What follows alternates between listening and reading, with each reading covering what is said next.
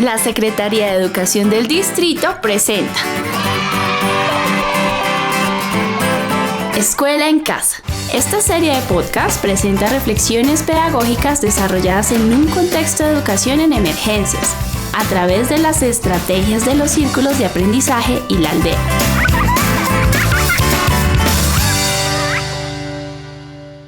Educación en emergencias en tiempos de COVID-19.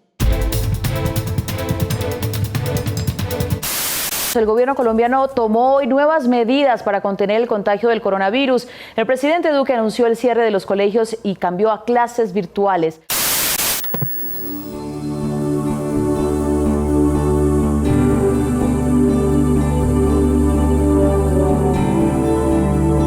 El mundo entero tuvo que cerrar sus puertas a causa de la emergencia sanitaria ocasionada por COVID-19. Un fenómeno que irrumpió con lo que habitábamos y conocíamos para replantear la manera de interactuar y cuidar del otro. Una alerta que nos acercó a realidades que tal vez siempre han permanecido en estado de emergencia.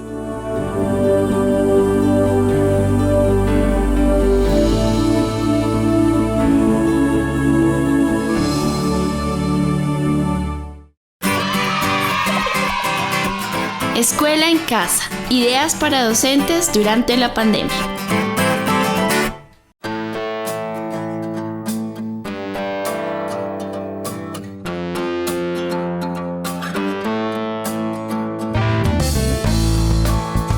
Bienvenidos y bienvenidas a un nuevo episodio de Escuela en Casa. Ideas para docentes durante la pandemia.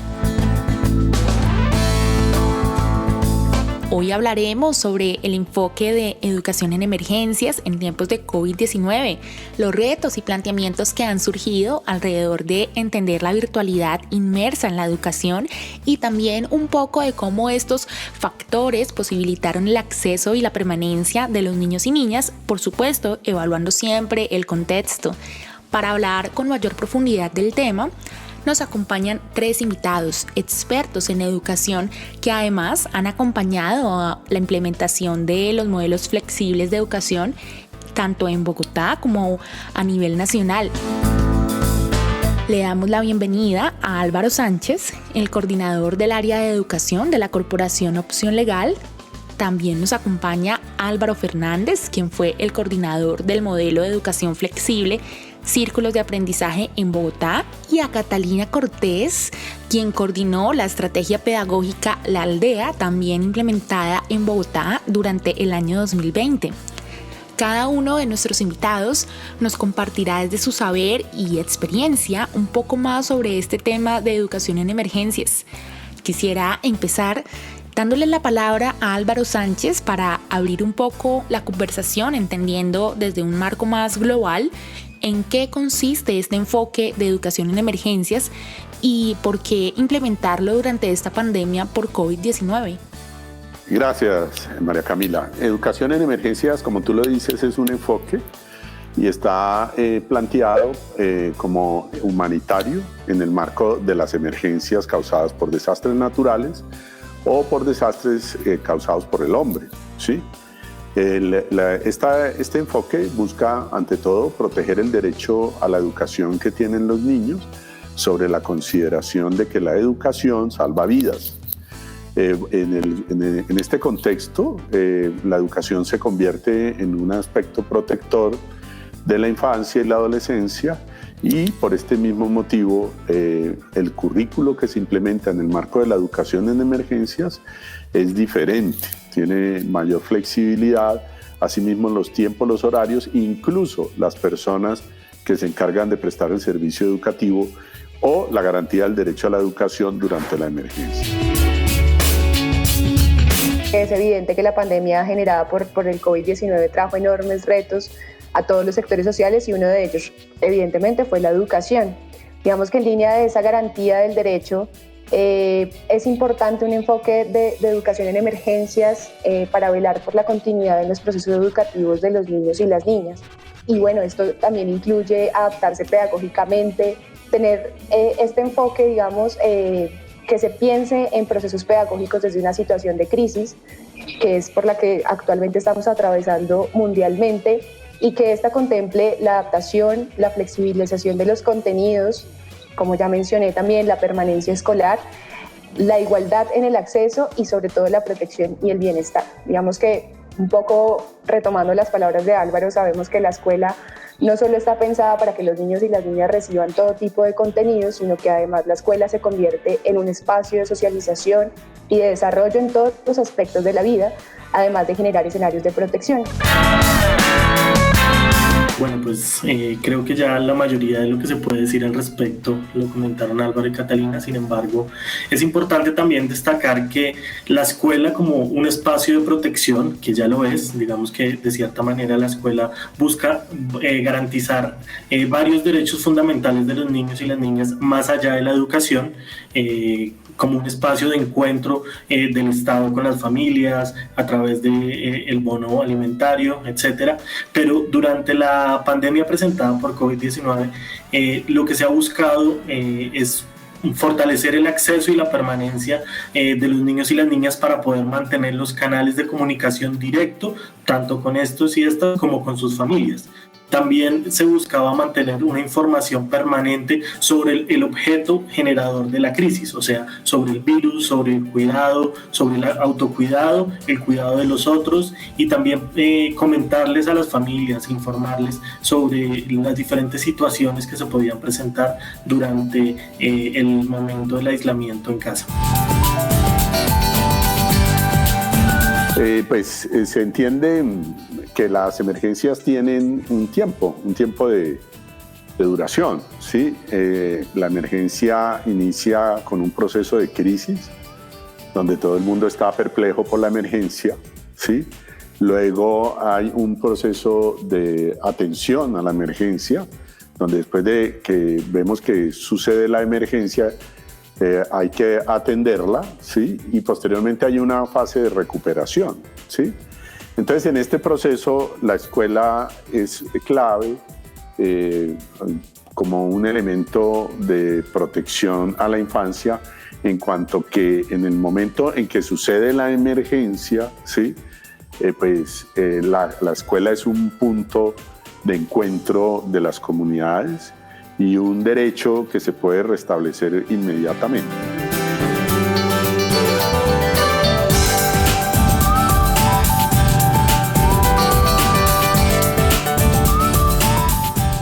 Así es. Entonces, este enfoque de educación en emergencias nos sitúa en esa lectura del contexto, un poco también en ver la escuela como ese entorno de protección y en relacionarlo con las estrategias pedagógicas que hemos venido mencionando en esta serie de podcasts. Es hora de que nuestra audiencia conozca un poco más de las características de las estrategias círculos de aprendizaje y la aldea, y también el por qué pues hacían parte de este enfoque de educación en emergencias aquí en Bogotá en cara de atender esta coyuntura por COVID-19. Vale, frente a la adaptación que se tuvo específicamente desde los círculos de aprendizaje, pues hubo que hacer un ejercicio principal frente a entender cómo es este modelo de círculos de aprendizaje, que básicamente es un modelo flexible y que de cierta manera ya hace un reconocimiento de unas condiciones y unas características de una población que se encuentra ausente del sistema educativo y por consiguiente tiene que flexibilizarse, sí, tiene que adaptarse todo el modelo educativo a la realidad de los estudiantes, que se adapte, que se ajuste pues a las necesidades particulares de la población focalizada en términos de horarios, contenidos, grupos, actividades, etc. Los círculos de aprendizaje pues son un modelo que está ya adaptado, bueno, más bien afianzado en el sistema educativo nacional y que viene focalizando población vulnerable y en muchos casos a nivel nacional también población migrante que por una u otra razón no se han vinculado al sistema educativo. Adaptamos diferentes herramientas como el trabajo de las guías, que ya lo proponía la estrategia de Aprende en Casa, pero adoptamos otras estrategias que si bien muchas instituciones educativas intentaron hacerlo, para nosotros fue un poco más efectivo en términos de acordar espacios de diálogo con las familias, en términos de los tiempos laborales, el uso del celular en casa, y que más allá de tomar la lección o preguntar por las tareas específicas de la guía, se buscara principalmente entablar un diálogo cordial frente a la situación del aislamiento, sobre cómo se sentían los niños y las niñas, cómo estaban viviendo el aislamiento, y allí poco a poco iba saliendo en la conversación la guía de trabajo y los talleres. Los círculos de aprendizaje tuvieron el foco de la atención educativa específicamente sobre el autocuidado y el cuidado de los otros, pues porque así como se habló sobre el virus, los protocolos de bioseguridad, el lavado de manos, también se hizo un fuerte énfasis en el diálogo y en el juego con la familia. Una familia que está motivada, motiva a sus niños y niñas. Escuchar especialmente a las familias migrantes que muchas veces están encerradas en un cuarto, sin trabajo, con muchas necesidades, con tristeza, pues se lograba tranquilizar, motivarles, demostrarles que nos preocupamos por todos, que la familia es realmente el motor de la sociedad y que para lograr el bienestar de los niños y las niñas, pues debemos involucrar incondicionalmente a toda la familia.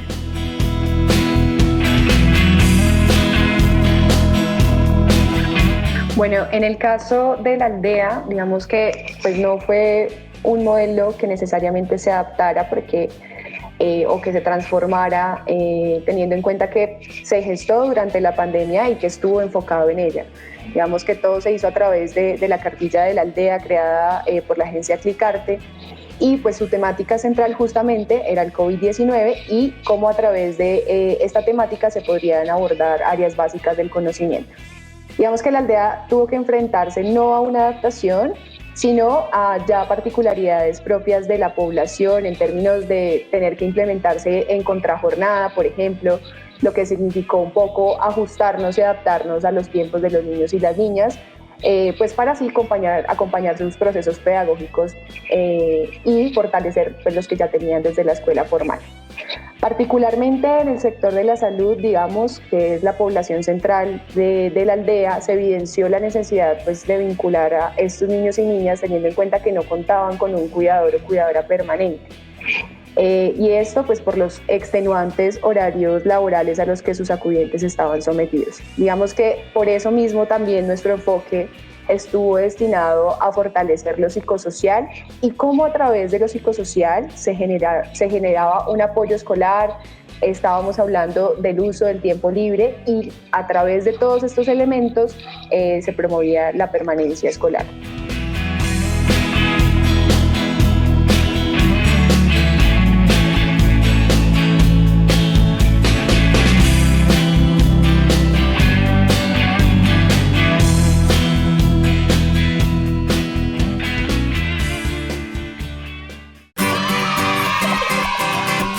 Escuela en casa. Ideas para docentes durante la pandemia.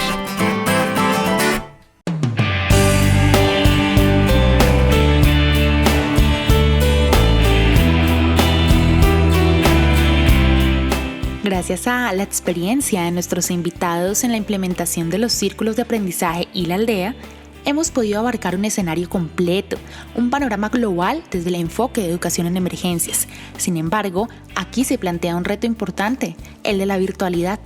¿Cómo fue esto?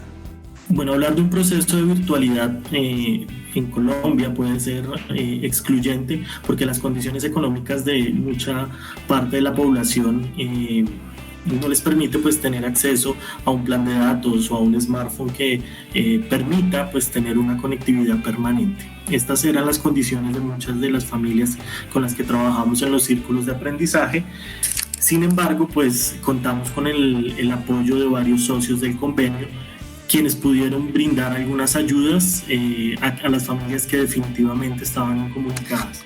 Una vez solucionado el medio, pues a través del cual nos íbamos a comunicar con las familias, se dio paso a la estrategia fundamental para el acompañamiento de los niños y las niñas, que más allá de la guía, más allá de la herramienta misma, era el diálogo, era la escucha y era el encuentro permanente.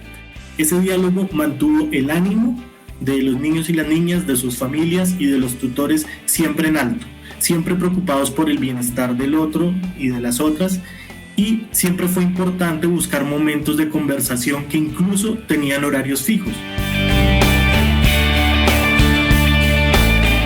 Así como dice Álvaro, el tocayo, pues la virtualidad se convirtió en la herramienta, ¿no? Por las restricciones obligatorias que habían a propósito del COVID. Pero, digamos, aquí lo interesante es que la responsabilidad se trasladó a las familias, ¿sí? Es decir, las familias tienen que hacerle el seguimiento a los niños de los procesos educativos, porque los niños solitos, pues ellos llegan hasta un punto. Y el trabajo que nosotros hacíamos era acompañar ese proceso, tanto de las familias como la de los niños. Entonces eso ya es un cambio histórico, porque normalmente y con el paso de los años, las escuelas han extrañado la presencia de los padres de familia en los procesos educativos. Y esta pandemia de alguna manera cambió eso, ¿sí? Entonces todavía no sabemos exactamente cuáles son las repercusiones, pero sin duda ahí hubo un cambio cultural que puede que tenga reversa, ¿sí? Pero en estos momentos es totalmente vigente y no hay ninguna propuesta de educación a distancia se esté haciendo que no contemple la necesidad de vincular a los padres en los procesos educativos. Bueno, yo creo que nunca nadie imaginó que estuviéramos en una situación de aislamiento total y que esto fuera a nivel mundial, que además esto no discriminara en estratos sociales, que no tuviera ninguna distinción. Y en ese sentido, pues no había otra opción que trasladar la escuela a la casa, y eso pues se hace principalmente a partir de estrategias virtuales, digamos, como no presenciales, que seguramente pues por las condiciones de algunas familias no solo puede ligarse a una conexión a internet, sino que tienen que estar asociadas también a guías o llamadas telefónicas. Sin duda, el que más impactó, el que más tuvo importancia fue el tema de la conexión a internet, la conexión en línea y por ende el uso de plataformas distintas para poder transferir contenidos pedagógicos. En el caso de la aldea, nosotros brindamos a las familias las posibilidades para que su conexión fuera estable, y eso lo hicimos a través de recargas de datos, y ya si en últimas esto era imposible porque no contaban con computadores o celulares inteligentes u otro tipo de herramientas para generar, digamos, esta conexión efectiva, lo que hacíamos eran llamadas telefónicas individuales a las líneas fijas o a las líneas de sus acudientes, pues para poder llevar los contenidos a las casas.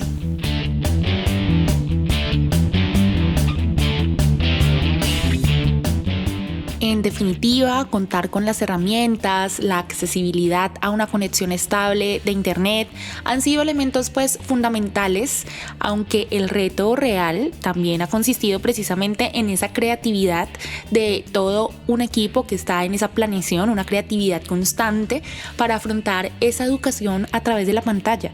Ustedes, desde su experiencia, desde su sentir, ¿qué retos consideran que tiene esta educación virtual? Vale, María Camila, para mí hay 4 retos fundamentales que siento que para poder trabajar desde la virtualidad, incluso más allá del enfoque de la educación en emergencias, podríamos empezar con el tema de la conectividad y las dificultades de acceso que hay para muchas familias. El mayor reto es que podamos generar una red de conectividad que sea suficiente para poder atender a la población que está viviendo pues esta situación de emergencia.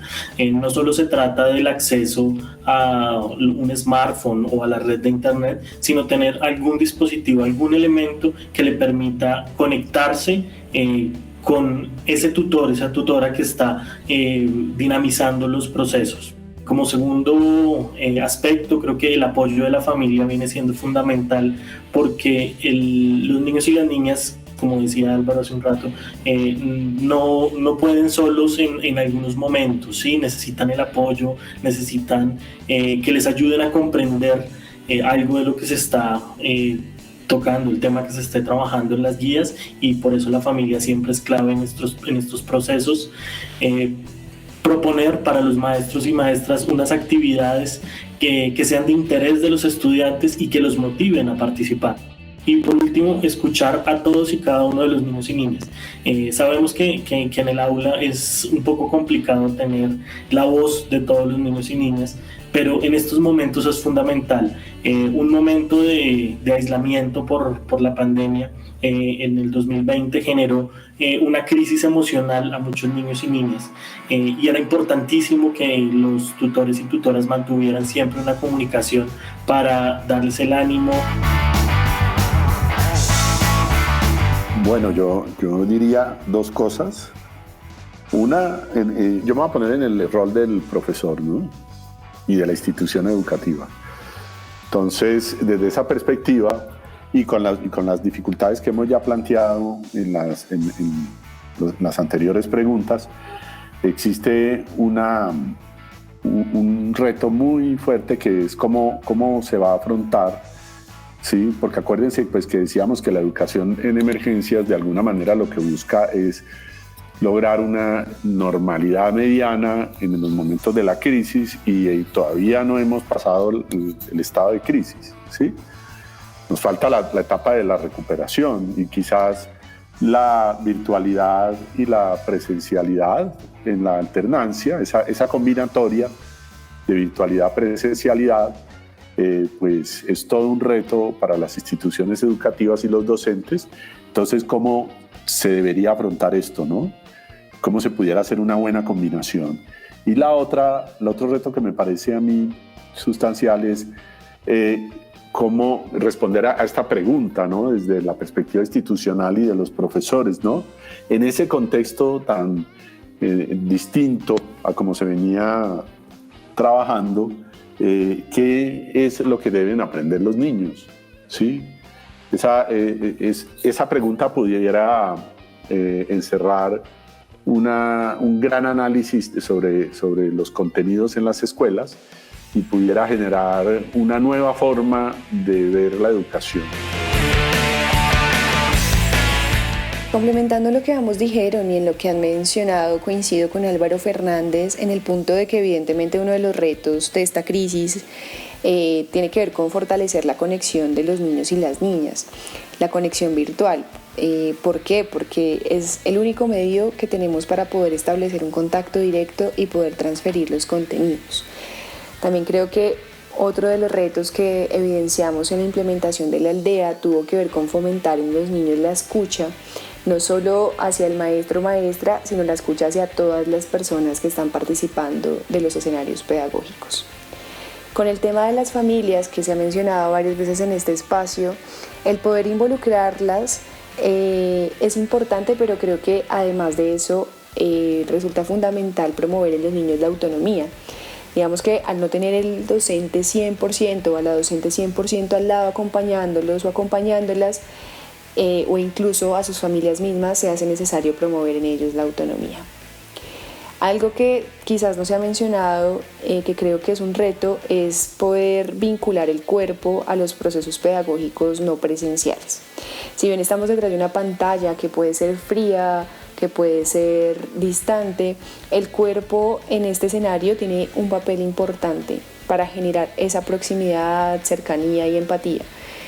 Yo creo que esto en últimas potencia también los procesos pedagógicos. En ese sentido creo que incluir ejercicios donde se involucre el cuerpo, la risa y el juego lleva a que sean posibles y efectivas pues todas las estrategias pedagógicas que se implementan.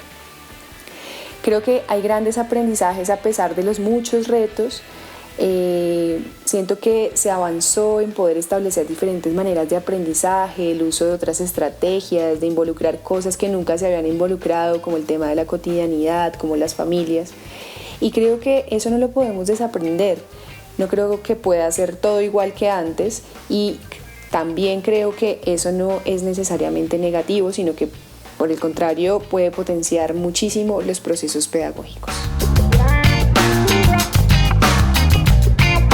Bueno, definitivamente son más los retos que nos plantea la virtualidad, la educación en virtualidad y sobre todo con un enfoque de educación en emergencias.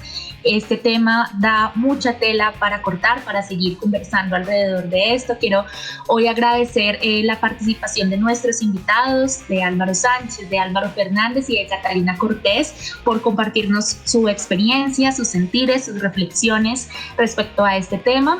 Seguiremos conversando un poco sobre todo lo que nos ha dejado este enfoque y sobre todo esta implementación que se tuvo durante el año pasado a través de círculos de aprendizaje y de la aldea.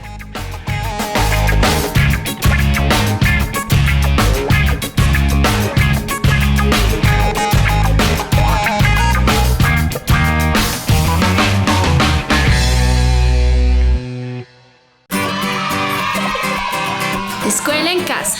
Ideas para profesores durante la pandemia.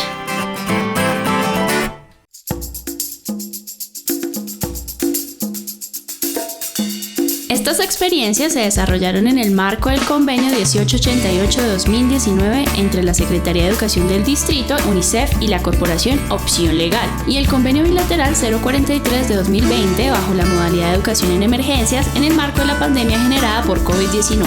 Esta recopilación se realiza en el convenio número 2071-714 entre la Secretaría de Educación del Distrito y la Corporación Opción Legal.